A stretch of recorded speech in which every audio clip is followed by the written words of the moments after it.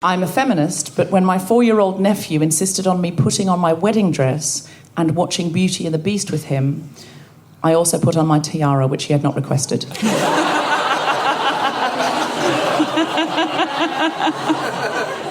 It was actually a great afternoon, I'm not going to lie to you. Deborah, be honest, was your nephew even there? Yes, he was. He really loves that kind of thing, and he wanted me to dress up, and I wanted to encourage it because I don't want him to feel that gender is binary. So I was doing something really wonderful. Because he likes dresses. Oh, he also wore one? He might have, but it was main thing was he was...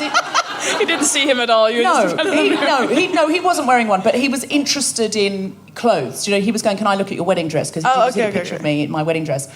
So he was going, could you show it to me? Could you try it on? And he's very interested in fashion. So I want to encourage that. So in a very real way, what sounds like an unfeminist act was the most feminist act anyone in this room has ever done.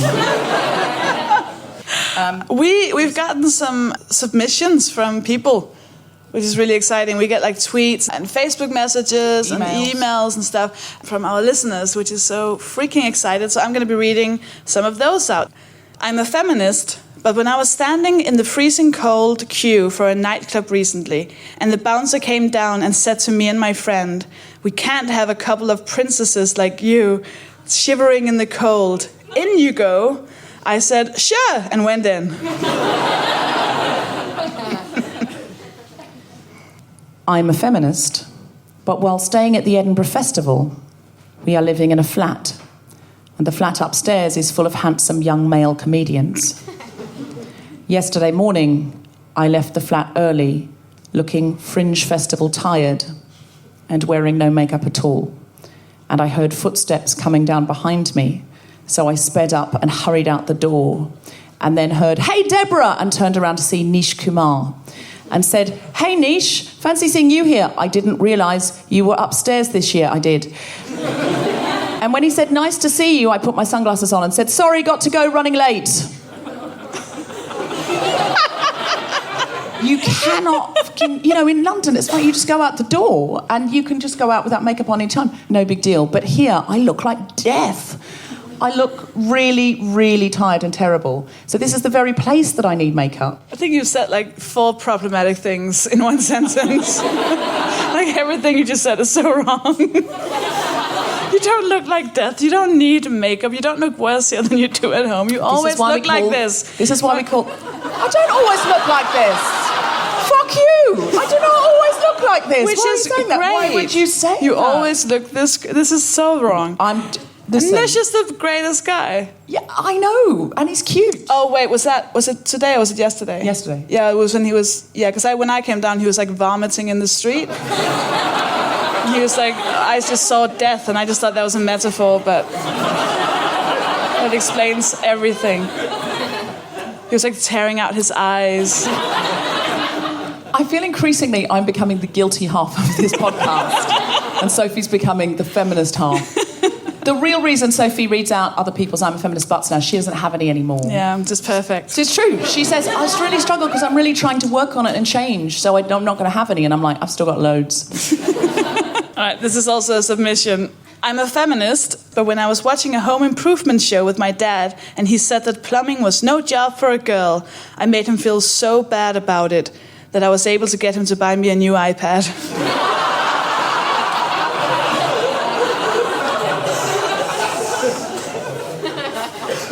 I'm a feminist, but last time I met an old friend for lunch, I quickly talked about politics as we asked for the bill, so that the lunch passed the Bechdel test. Because up until that point, we had literally only talked about boys, and I did not know the name of the waitress.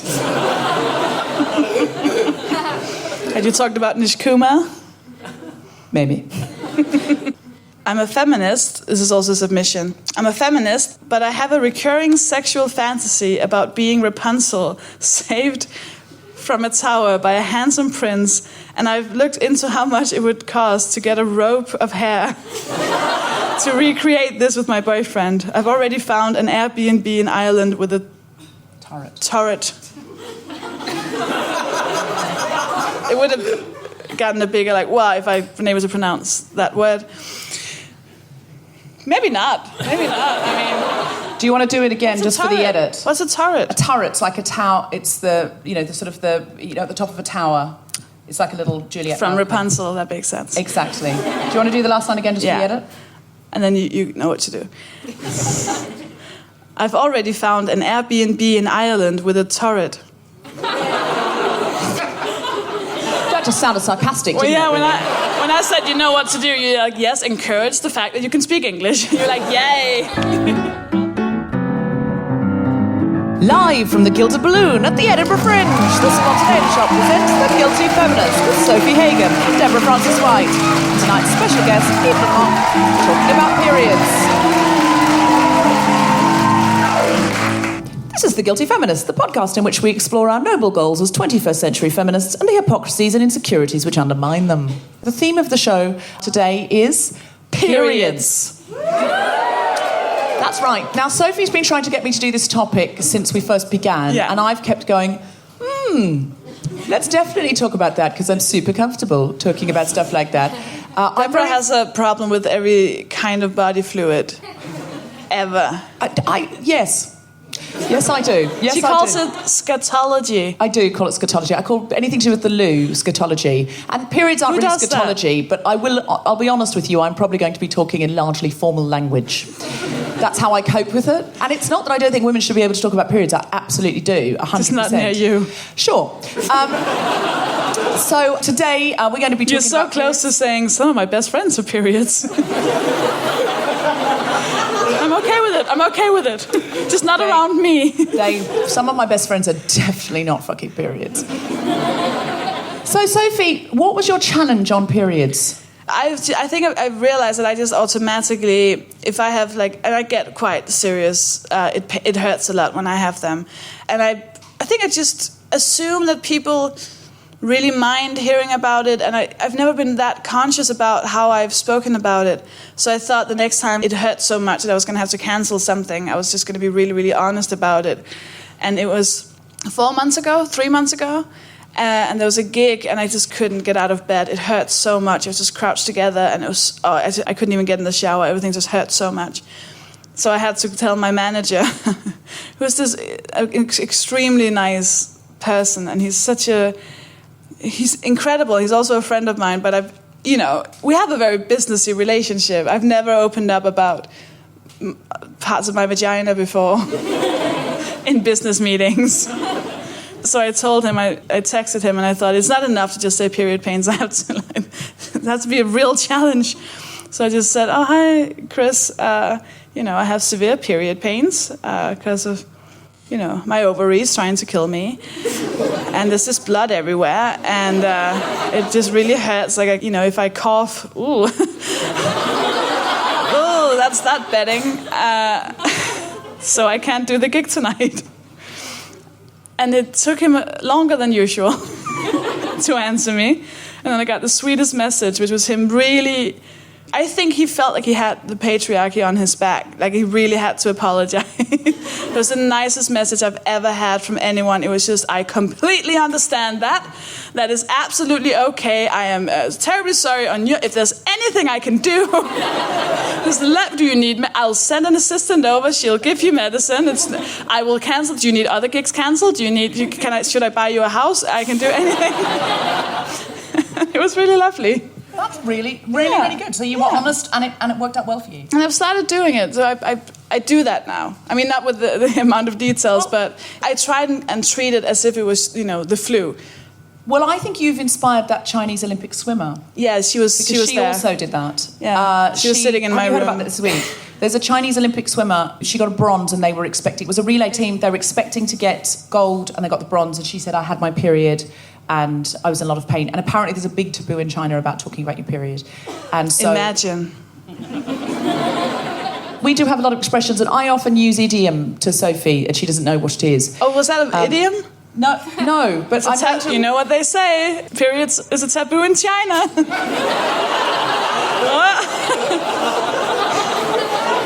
It's your round at the bar. This language is so confusing. I was saying in Britain we use a lot of idiom for periods, and sometimes I've said to Sophie something like, "I'm going to get a new hat," meaning she's seeing a new guy, or something, meaning I don't even know if anyone knows this idiom anymore, but it means, I expect I'm going to get invited to a wedding, and she'll go, why have you changed the subject? Why are you hat shopping?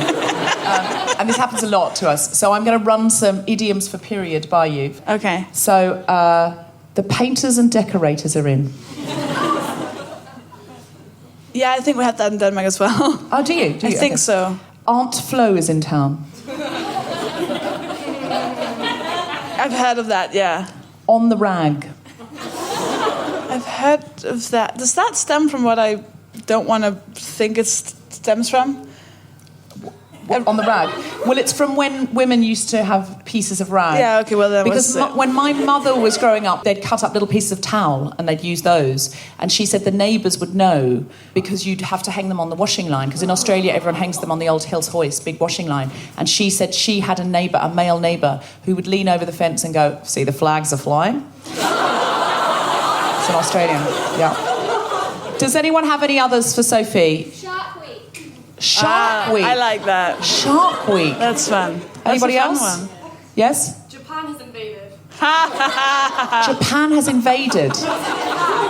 Japan has invaded. That makes sense. It makes sense. The flag, the Japanese flag. Still sounds a bit racist though, doesn't it? Is that only me? No, it sounds empowering. If they invade a country, that's good on Well them. done, Japan. I don't know. It's not how people felt in the Second World War. Anybody else? Anyone got one? Fallen to the communists. You've fallen to the communists. A lot of political ones. I really for this like crowd. that. Fallen to We the have communists. one in Denmark. Oh, are there any Danish people in? Yeah. Yeah. What's the one with the kommunister i lysthuset? Oh. Well, communists in the outhouse, I guess. Oh, I was art house. Oh, yeah, like fun house or something. Communists in the fun house. Communists in the fun house. Yeah. I've invited a couple of communists into my fun house in my town. And now I have pain. By which I mean I've slept with Jeremy Corbyn.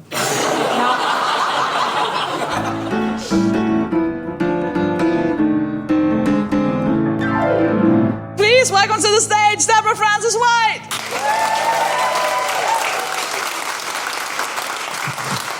So periods. If men had periods, they wouldn't. But this is what the history books would say. Before the cure was developed and rapidly spread through the Western world in the late 1800s, men were routinely struck down with a painful disorder known as a period. This malady struck every 28 days. The crippling pain was accompanied by 5 days of hemorrhaging. As it affected almost all men over 12 years of age and was not a contagious malady, it was the first challenge modern medicine turned its attention to. The finest scientists spent upward of 5 years working on the cure.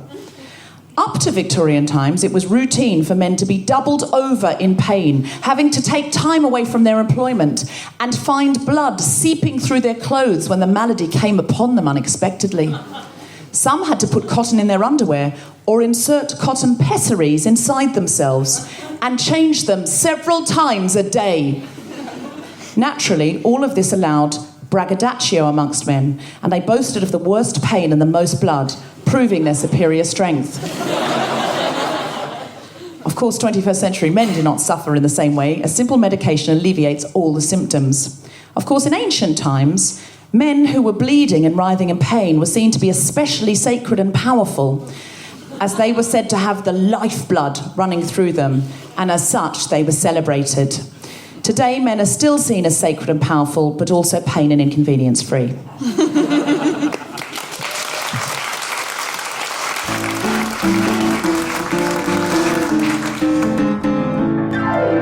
What was your challenge? My challenge was to try a mooncup.com. I have always, and this is, I'm not comfortable talking about any of this, so This is so much fun. I'm enjoying this so much. Go on. Can't believe I'm telling you this. She's making me. You're so tense. I'm so tense. I've always used sanitary napkins because I am very small. And I when I go to see a gynecologist... Shut up, Sophie. When I have to go and see a gynecologist, they need to use a specially small speculum. Because I'm not tiny anywhere else. You know, I'm 5'9", I'm quite broad, I've got significant hips. I've got gaping asshole.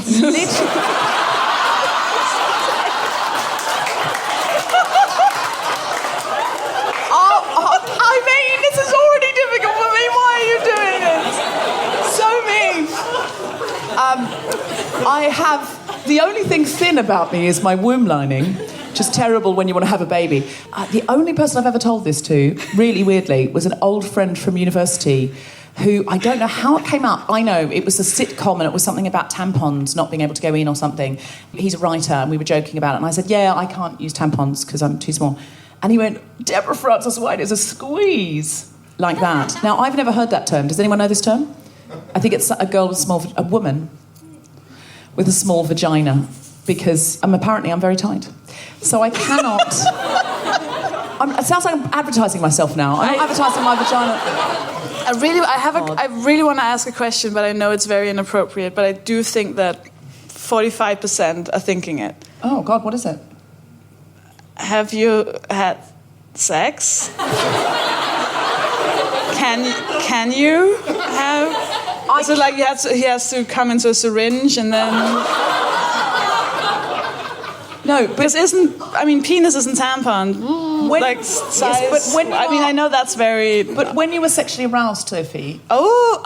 we solved it, didn't we?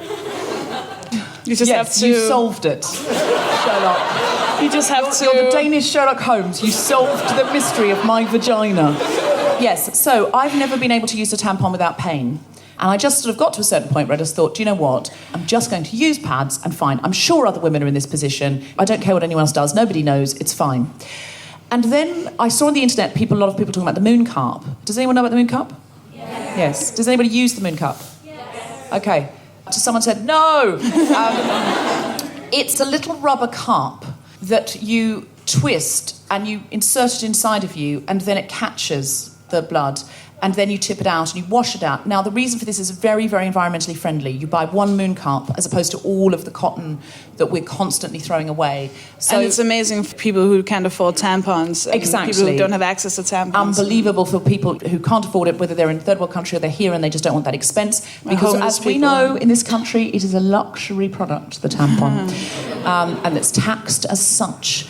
It's so luxurious. So I got myself a moon cup on my last period, knowing I was doing this challenge, and thought, oh, God, I hope I'm going to be able to do it. But you twist it and you put it up, and I found, after I'd had a couple of goes, I can wear a moon cup. But I could feel it. I could feel it the whole time. And so as I was walking, I was like, oh, I've got the moon cup in. And I thought, well, I might get used to it. It might be fine, But when I came to take it out, I think I twisted it open inside of me. So then I was in so much pain because I had to pull it out like a plug out of a bath. And I was just like, no! I was in a hotel room and I just went, no! And then sort of came up with this bloody chalice, like something out of Game of Thrones. It was definitely like I was going to sacrifice somebody. And then you've got this sort of cup of blood, and you're not used to seeing that because it all soaks into the pad. So I was just like, oh, is that how much comes out of me? And you would absolutely get used to that. I would have to learn, if I wanted to do it regularly, how to take it out. Because I thought, I can't do this again. I don't want to do this again. I know that was awful. But then I was in a hotel. I was up north, and I realised I hadn't brought any pads. So I had to go again because I didn't have anything else with me. I completely understand if that was too much for you.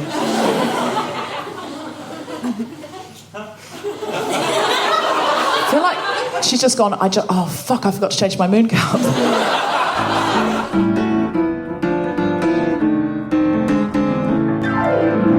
Ladies and gentlemen, a very wonderful comedian up here at the Edinburgh Fringe. You should all go and see her solo show. It's Ms. Evelyn Mok.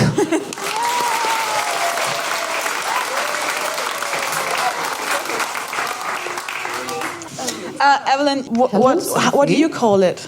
Oh, I call it my sex inhibitor. No, I don't know. In Sweden, we have we call it the Lingen Week. Do you know what? the berry? The lingonberry? So we call it the Lingen week. Sounds like it's very Lingus week Swedish. to me. It does sound very Swedish. I think this is the very week I avoid Lingus. Oh, you... Cunnilingus? Oh, thank you. I've lived with Evelyn, so she knows me really well. She knows when I don't get something. she'll know what to translate. Sophie's very Danish. And that's coming from a Swede, so we know that's not a compliment. The reason I really wanted you to do this is because you do period jokes on stage. Yeah, that's the only thing I talk about on stage. I talk about my vagina. I talk about being Chinese, and then I talk about having periods in my Chinese vagina. Yeah, I love it. I can't get enough of talking about periods, and it's the most fun thing ever, and it makes people so uncomfortable. So this is like a treat for me. You should do it at like comedy clubs where people are like drunk and just want to hear about not The Brexit. periods. Yeah. So what draws you to the period, if you will? Because I have it so much. No, actually, it's quite interesting because I was... so I recently, before I came up to the Fringe, I was diagnosed with PCOS. Do people know what it is?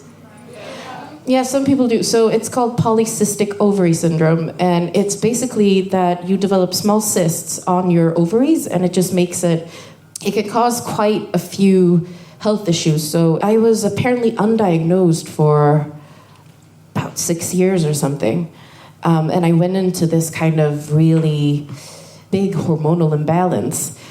So it's been like for the past 6 years, I've just been up and down every time I've been on and off my period.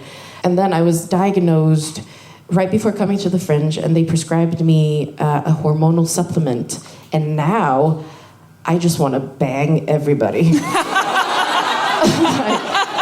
I feel so good because my sex drive was really low, and now it is very, very keen. Where can we get these pills? I have some. I'll give you some. I'll sell you some. I would be interested. What made you go to the... Well, guys, so I've always been very irregular since I've had my period.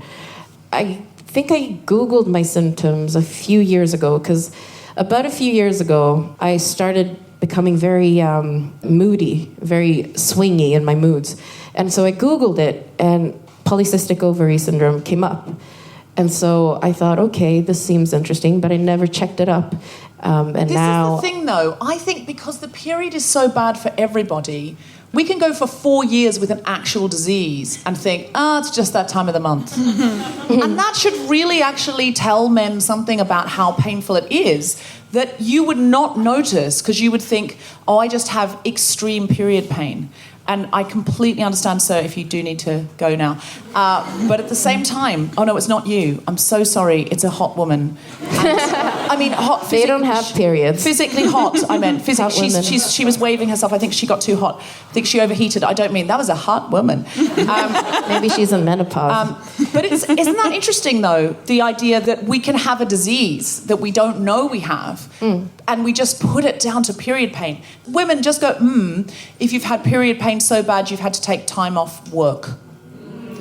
Just go, if you've never had it so bad you've taken time off work. Okay, go, if of those people, if you'd like to have taken time off work. Yes. It's an interesting one, isn't it? It's something that every single month we get so ill that we want to take time off work. And why is nothing done about that? I take, what's that period drug? The one in the pink packet. It's always in a pink packet, isn't it? Feminax. I take Feminax.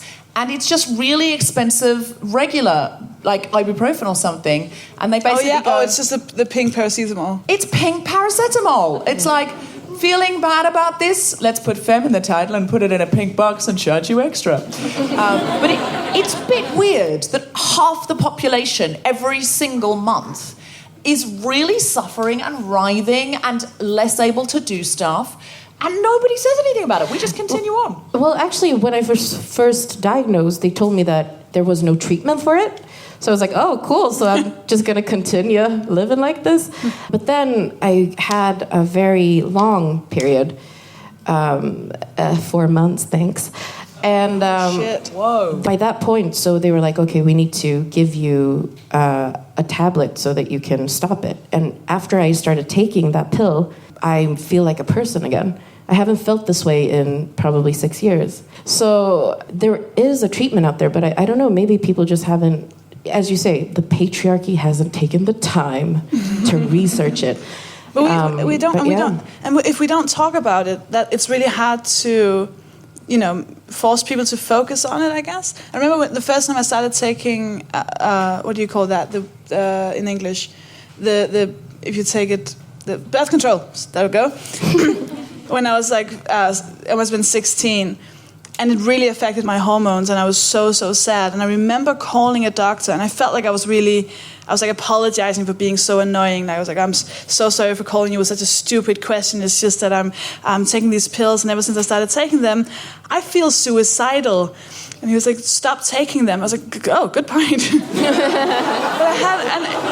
I stopped, and the thoughts stopped. And I was like, oh, shit. Wow. And I think a few months later, it came out in the media that those exact pills were making people... I had that once with fertility treatment. I honestly felt suicidal, and I've never felt suicidal in my life. And I went in and I said, look, I don't even know I should be considering having a baby anymore because I've just got the worst depression. And she looked at my chart and she went, oh, you're on this. Are you on the nasal spray as well? And I was like, yeah. She went, oh, yeah, sometimes in combination that can make you suicidal. And I was like, you could have fucking mentioned it. I had no idea it had anything to do with the drugs. I thought I'd started fertility treatment and then coincidentally become a suicidal person from somebody who previously had been really upbeat. But I do think it's important to talk about, and that's why I love Evelyn. I love watching you on stage talk about these things, because do you get surprised by the reactions you get? I get surprised that men kind of like it. Maybe that's me being judgmental, but also I'm really funny, everyone. No, I'm kidding. What kind of jokes do you do about periods? Periods, do you want to do 5 minutes now? Just 5 minutes now. But I have that thing about where if men had periods, that society would be chaos, because especially during wintertime, we just find a bunch of drunk men outside just menstruating their names in the snow. And then I do an act out. That's an example of what I do on stage. I had one that never worked, but I really loved doing it. About the reason why we should talk more about periods is because we need to not feel alone when we've had I tried to make it observational, and it turned out no one has this. After you've had a really big one, and you're looking into the toilet bowl, and you feel that sense of pride. Oh, that would have been a warrior. And I did that at an open mic. And there was on the front row with these two huge builders, bald men, huge muscles. And I was like, oh, then my prejudice kicked in. And I was like, they're going to fucking hate this. And they were completely they were smiling, but, it wasn't going well in the first place. And then afterwards I said to them, so did that make you feel uncomfortable? And they were like, no, actually, that was really refreshing. I was like, oh, wow, that's so nice. I think it's kind of maybe our prejudice, because I think most men are comfortable with it because they live with women. But then again, I remember I was at a gig once with 3 male comedians, and I had to go change my tampon. And so I got a tampon out. I sneaked it out in my hand and put it in my pocket. And then I went to the bathroom, and then the tampon wasn't there. And I was like, oh my God, what happened? So I go back to the couch, and it's on the couch, just openly there. And these 3 comedians, they're just really awkward. And so I'm like, oh gosh, I have to break the tension somehow. So I just take it, and I'm like, do you guys need a tampon? And they're like, you won. You won that. There's a video that went viral that made me cry a lot about, I think it was men in prison, and then someone did a talk about, I don't remember if it was vaginas in general or just women in general, or if it was about periods, but then they just told the men about all these things and these prisoners, and then afterwards they interviewed them, and they were all just going, I'm so grateful that I've been told this because now I can help my daughter. And it was just I don't know why I assume that big men don't want, I keep saying they have muscles, so they must hate women. I don't know why I make that assumption. We're all humans, you guys. We just need to talk to each other. On that, when did you find out about periods? Like, was there a story? Oh my gosh. So I got my period very early. I got it when I was 11, I think. I was just like, okay, my underpants are dirty. This is weird. And so it had been going on for a few days. And then my mom, when she was doing the washing, she saw it. And she was like, she asked me how long it'd been going on. And I said a few days. And she's like, and freaked out. And then she ran upstairs and got me a pad.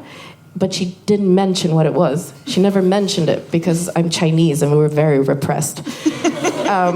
So I just kind of walked around with a pad and didn't really know. Yeah, exactly, in my hand. I'm like, this is where it goes. And I didn't really know until maybe she talked to me 2 days after and she was like, okay, you've got something called your period and this is going to happen now every month. And it's also because I remember when she discovered, I was wearing a training bra with Daisy Duck on it. So it feels I was a child, man.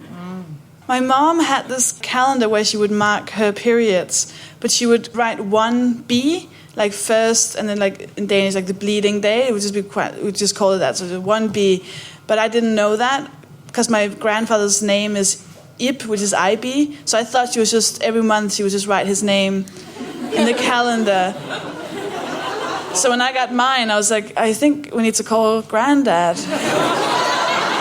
I'm not sure why, but I feel like we should include him.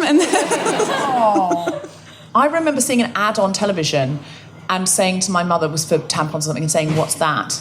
And she was like, oh, I'll tell you when you need to know. And then I remember she explained it to me and said, like, it's going to happen to you. And then when it happens, the family are all going to have to be a little bit more patient with you around that time of the month because you're going to feel grumpy and you're going to be cross. And I'm going to tell everyone in the family they just have to be a bit nicer to you because...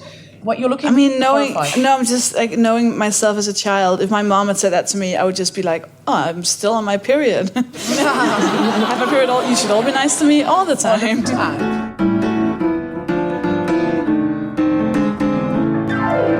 Does anyone have a question? Oh, if the question is how you can really freak out men who are disgusted by periods, the answer is just say there are chunks.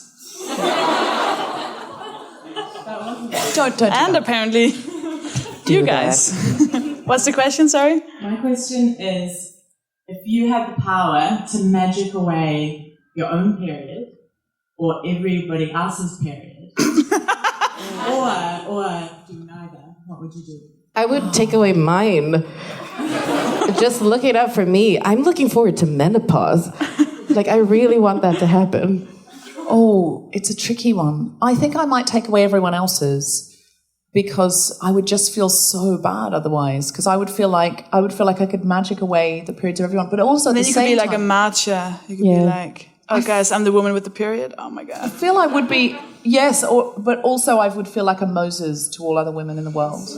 We would let my people go.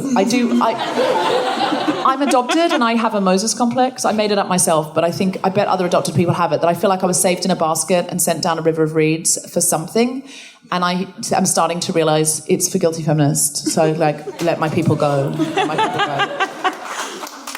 There's something about it hurts and it's impractical and it's expensive and there's a lot of bad stuff. But when I do have it, for a bit of it, I feel really in touch with my body. There's a sort of sometimes an exquisite pain to it and a relief of that pain. Do you know if you ever take pain medication, you curl up on your bed with a hot water bottle and you feel like you're allowed to sleep? There's a lovely feeling. Does anyone else get that? Yeah. And like also period sex. For the listeners at home, Sofie Hagen is looking smiling smugly. Very smug. Has anyone else got another question? I was wondering what your guys' opinions on advertisements for period products, especially the way they represent a period as like a clear blue liquid. Oh, very good question. Do you think we should represent that accurately and stop watering it down, or? What do you mean, yours isn't blue? Wait, guys, are you all Are you freaks? Because mine's like liquid blue. It's clear. I just think of it every time I see like CSI or like a crime scene investigation. I just think that could have happened in my bathroom today. There's an ad out at the moment where it's women getting bloody, like falling off horses and running, and you can see the blood. And this is used as a sort of, triumph for powerful women. But they're still not showing menstrual blood. And this has got a lot of kudos. I think we're grown up enough now to have the person in the white coat poured red liquid onto a thing rather than blue liquid, aren't we? The thing is, we're in like a nice little feminist bubble where we're all agreeing on these things and we all think it's wonderful. And all our friends are feminists, etc.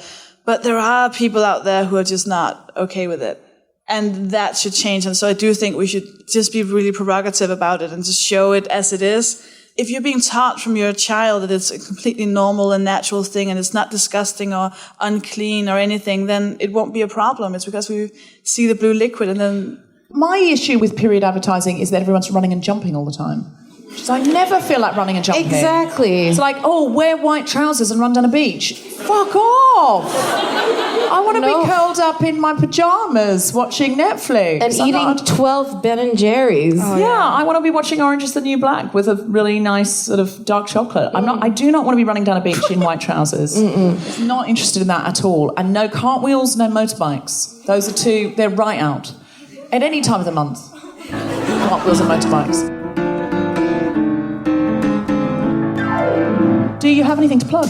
Actually, there's a really cool Edinburgh-based comedian who collects tampons for homeless women in Manchester, and then she makes these little bags of like just a bunch of sanitary pads and stuff and hands them out, and she's incredible. I'm going to put up a link in the Guilty Feminist group on Facebook, so if you want to join that and find it there. I just remembered it. I should have told her to be here and collect tampons. I should have told you to bring tampons. If you do have I could pass them on to her. If you do have tampons with you that you're not going to spend until you can buy new ones, put them here and we'll give it to her as you leave, if that's okay. Put your tampons on the table before you leave, Sofie Hagen has just asked.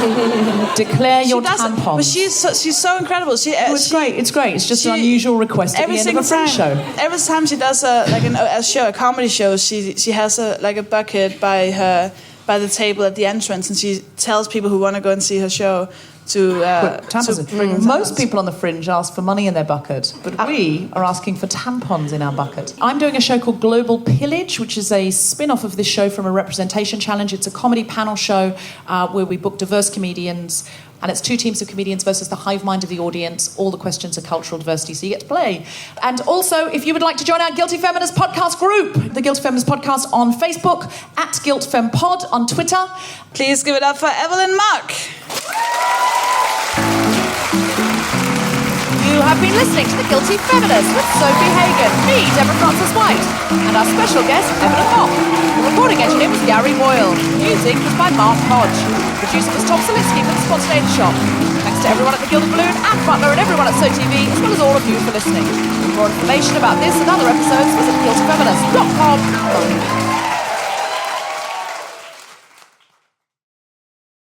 Hi, this is Sofie with a little message. I am going to tour my brand new show, Shimmer Shatter, this autumn of 2016. I will visit about 20 places in the UK, including places like Newcastle, Liverpool, and of course Elgin. To see a list of all the places and to buy tickets, go to sofiehagen.com. Hello. Oh, you seem so nice. Where were you yesterday?